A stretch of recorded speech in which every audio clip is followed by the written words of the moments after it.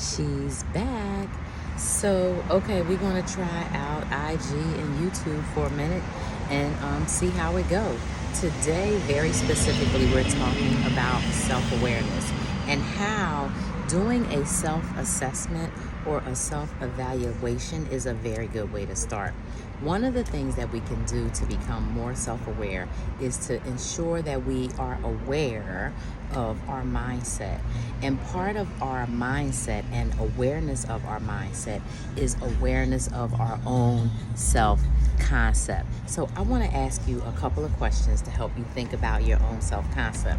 The first is, do you consider other people's opinions of you valid, and how do they impact your emotions? So, for example, I was out to dinner the other night, and one person said to another person, "Why are you eating your pizza like that?" And I said to that person, if the person you were talking to had some sort of eating disorder or some sort of self-confidence problem or some sort of issue, you saying that could actually trigger something in them. And although I don't think you did it on purpose or that you were trying to be harmful, that could be harmful. So then they were like, well, you're making a big deal out of it. I said, I am making a big deal out of it because that's harmful behavior. And would you want to knowingly do something that's harmful?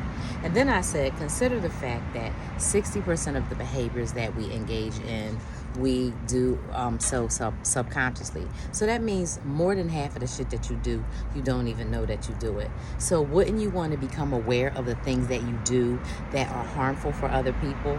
Well, if you care about the other people that you're around, maybe you would. If you don't like yourself, then maybe not.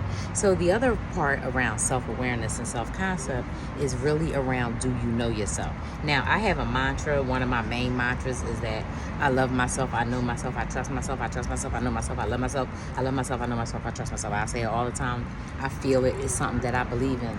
A lot of people don't have that. A lot of people can't say it, nor can they say it confidently. So what I want to do is recommend that you ask yourself questions to help you know whether or not you know yourself, whether or not you trust yourself, and whether or not you love yourself. So the second thing to consider is, how proud and how often do you congratulate or reward or talk to yourself or hype yourself up about your own abilities and accomplishments? So for example, if I'm doing something throughout the day and I'm doing great, I'd be like, yeah, you go, girl.